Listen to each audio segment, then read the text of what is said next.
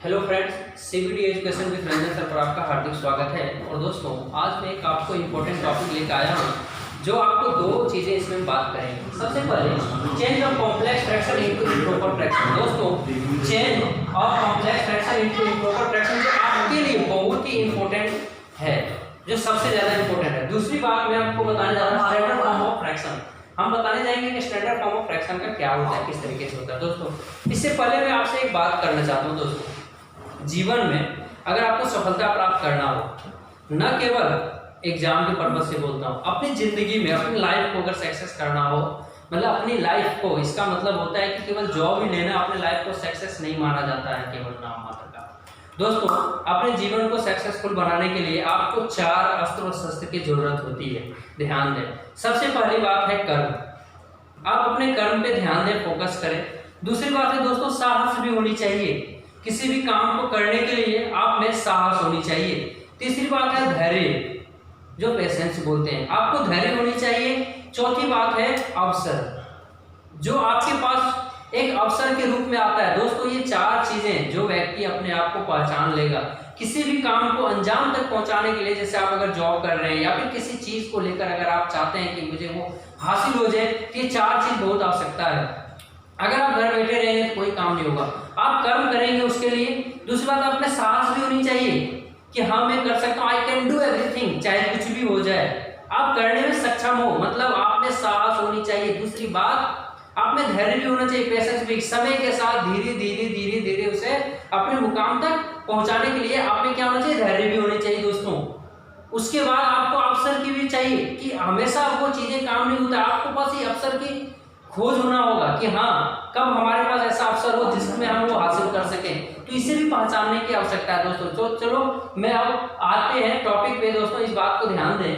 अब change of complex fraction into improper fraction की बात करते हैं। तो इसमें चेंज ऑफ कॉम्प्लेक्स फ्रैक्शन में हम आप सबसे पहली बात करेंगे कॉम्प्लेक्स फ्रैक्शन होता क्या है। दोस्तों, कॉम्प्लेक्स फ्रैक्शन में आपको पहले वीडियो बता चुका हूँ और इसमें बता रहा हूँ। कॉम्प्लेक्स फ्रैक्शन होता है जो फ्रैक्शन अपॉन में फ्रैक्शन रहे, मतलब न्यूमरेटर और डिनोमिनेटर दोनों फ्रैक्शन के फॉर्म में हो, उसको हम प्रॉपर फ्रैक्शन में चेंज करते हैं। जैसे एक एग्जांपल लेते हैं दोस्तों, ध्यान दें।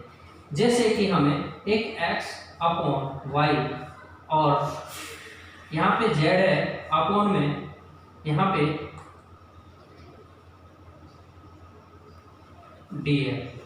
तो दोस्तों, ये क्या हुआ कि इसमें न्यूमरेटर ऊपर में x अपॉन y है, डिनोमिनेटर z अपॉन d है। तो इसमें क्या हो रहा है, इसको हम चेंज कैसे करते हैं। तो एक बात, सबसे पहले इसको सॉल्व करने का सबसे आसान तरीका ये है, आप ध्यान दें कि ऊपर ऊपर आपस में मल्टीपल होता है। ऊपर ऊपर में क्या होता है, आपस में मल्टीपल होता है, मतलब x मल्टीपल d अपॉन में z मल्टीपल y, क्या होगा, मल्टीपल y होगा।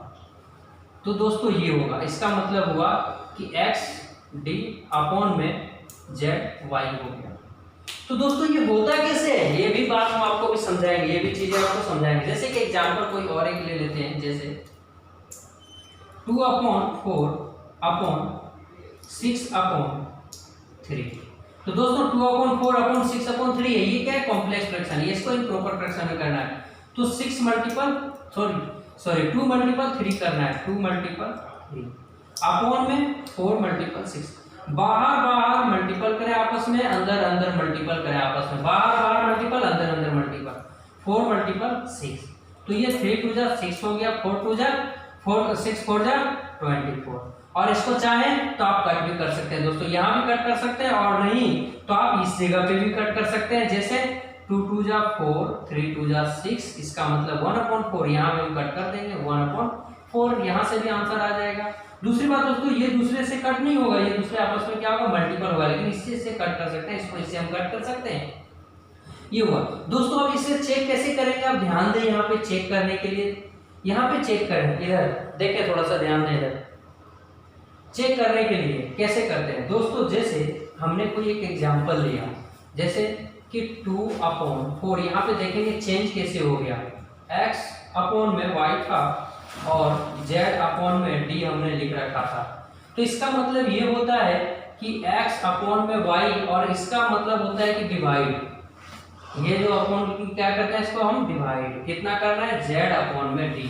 तो आपको मैंने बताया था दोस्तों कि डिवाइड क्या होता है, मल्टीपल में चेंज हो जाता है, क्या होता है मल्टीपल में चेंज, और ऊपर में डी हो जाएगा, नीचे में जेड हो जाएगा। तो आंसर क्या आ रहा है, x d upon y z. इधर देखे थोड़ा, यहाँ पे कैमरा आ रहा है, x d upon y z आ गया। तो यहाँ पे इस तरह से होता है। जैसे अब इसी क्वेश्चन को देखें हम, जैसे क्या कर रहे थे 2/4 अपॉन में 6/3। तो इसका मतलब हुआ 2/4 और अपॉन का मतलब ये डिवाइड होगा 6/3। जैसे कि हमने आपको बताया था दोस्तों कि 2/3 हो जाता है और डिवाइड क्या होता है, मल्टीपल में चेंज होता है, और ये साइन क्या होता है, ऊपर नीचे चेंज हो जाता है, 3 ऊपर और ये 6 नीचे, तो 3/6 ये हो जाता है दोस्तों। जैसे देखें अगर हम इस तरह की बात करें,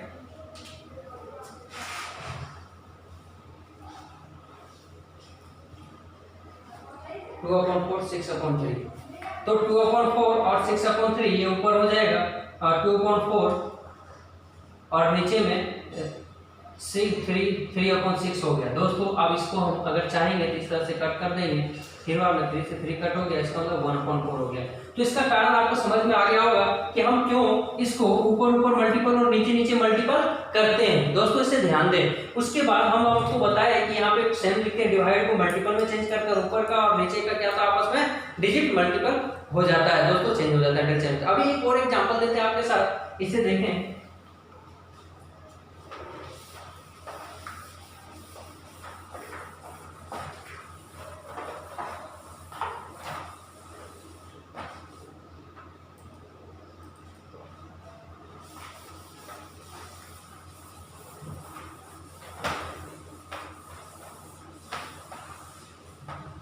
दोस्तों अभी ध्यान दें, जैसे कोई क्वेश्चन इस टाइप में भी रहता है तो इसको कैसे सॉल्व करेंगे, 2/3/4।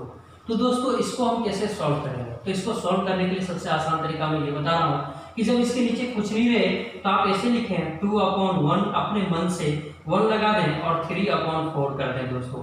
फिर ऊपर ऊपर मल्टीपल कर दें, नीचे नीचे मल्टीपल कर दें, ये ऊपर ऊपर नीचे नीचे मल्टीपल कर दें, तो क्या होगा 4 2 जा 8/3।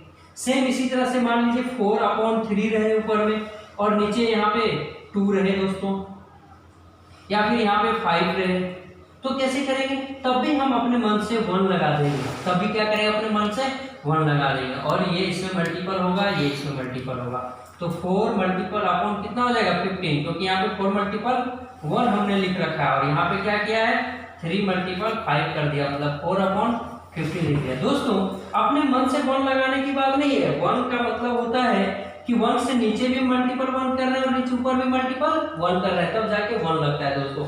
इस तरह के क्वेश्चन में जब भी रहे आपको इस तरह से समझ में आ गया होगा दोस्तों कि हम कॉम्प्लेक्स फ्रैक्शन को इम्प्रॉपर फ्रैक्शन में कैसे चेंज करते हैं दोस्तों। ये हमेशा आपको कोई न कोई अगर आप डिवाइड बना रहे हो, कहीं पे क्वेश्चन बना रहे हैं तो आपको कुछ इस तरीके से आ जाता है जिसमें आपको हमेशा कंफ्यूजन हो जाता है, इस तरीके से समझ में आ जाएगा। अब हम बात करते हैं दोस्तों स्टैंडर्ड फॉर्म ऑफ फ्रैक्शन।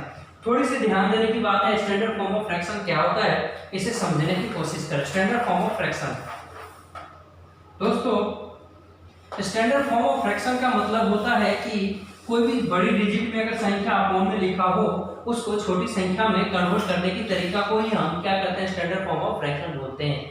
जैसे कोई संख्या 150 लिखा हुआ है और नीचे 120 लिखा हुआ है, इसको स्टैंडर्ड फॉर्म ऑफ फ्रैक्शन करना है। क्या करना है, स्टैंडर्ड फॉर्म ऑफ फ्रैक्शन में लिखना है। स्टैंडर्ड फॉर्म ऑफ फ्रैक्शन का मतलब होता है कि 2 नंबर्स जो दोनों ऊपर और नीचे लिखा हुआ है, अंश और हर में लिखा हुआ है, न्यूमरेटर और डिनोमिनेटर में जो लिखा हुआ है उसका दोनों का अगर HCF बराबर 1 हो रहा है तो वो स्टैंडर्ड फॉर्म में है। क्या बोले हमने कि 2 डिजिट का जब HCF बराबर 1 आ जाए, कॉमन जो फैक्टर है वो 1 हो जाए, तो इसका मतलब आपको ये समझ लेना है कि वो स्टैंडर्ड फॉर्म हुआ है, उससे और भी छोटा स्टैंडर्ड फॉर्म नहीं हो सकता।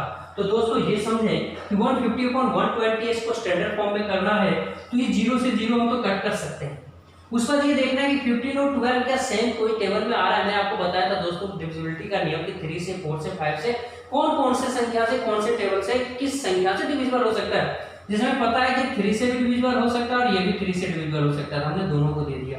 ये क्या होगा 5 और ये हो जाएगा 4, 4 3 जा 12 और 5 4 जा 12। दोस्तों अब देखें कि 5 और 4 का HCF हमेशा 1 आ रहा है, इससे छोटा संख्या नहीं हो सकता, तो ये हमारा स्टैंडर्ड फॉर्म में है। दोस्तों अगर कुछ और एग्जांपल ले लें, जैसे 1 8 5 या 188 और नीचे 144 है दोस्तों। इस तरह से संख्या दे रखा है। तो हमारा सबसे पहली बात मैं आपको बताया कि अगर कोई भी इवन नंबर डिजिट अंत में हो तो हमेशा 2 से क्या होता है, डिविजिबल हो जाता है दोस्तों। तो आप ध्यान दें, सबसे पहले इसको भी 2 से हम डिविजिबल देंगे और 2 से इसको भी डिवाइड करेंगे। तो 2 से 7 2 जा और 17 2 बार में ये कट जाएगा और 9 2 जा और 94 बार में ये कट जाएगा। तो दोस्तों 94 क्या होगा, 94/72। अब फिर इसको हम 2 से डिवाइड दे सकते हैं। 3 2 जा 6 होगा, 6 2 जा 12 होगा, 4 2 जा 8 और ये 47 बार में हो गया दोस्तों। अब हमारे पास आ रहा है 47 और 36, जो कि ये किसी भी टेबल में आप देखें कि कट रहा है कि नहीं कट रहा है। तो 47 है दोस्तों और आपका 36 है, जो ये ना तो 3 के टेबल से कट रहा है और ना ही और भी किसी टेबल से कट रहा है। तो ये आपका स्टैंडर्ड फॉर्म होगा। अगर आप देखेंगे इन दोनों का एचसीएफ निकाल के तो इसका 1 होगा, तो ये आपका क्या हुआ, स्टैंडर्ड फॉर्म हुआ। तो स्टैंडर्ड फॉर्म का मतलब हुआ कि दोनों संख्या का हमेशा एचसीएफ अगर 1 आ जा रहा है तो उसका स्टैंडर्ड फॉर्म में होगा वो। ठीक है दोस्तों, धन्यवाद, शुक्रिया दोस्तों। आप वीडियो को लाइक करें, सब्सक्राइब करें दोस्तों, अपने दोस्तों से भी सब्सक्राइब करें। इस वीडियो का टारगेट है हमारा कि 1000 सब्सक्राइबर का। आपका कितना टारगेट है, 1000 सब्सक्राइबर का टारगेट है। आप सब्सक्राइब करावें दोस्तों और खुद देखें। जो और भी दोस्तों को नहीं समझ में आया है उस तक आप ये शेयर करें, छोटे बच्चे भी देख सकते हैं, किसी के लिए है ये वीडियो। ओके दोस्त, शुक्रिया, धन्यवाद। नेक्स्ट वीडियो में मिलेंगे।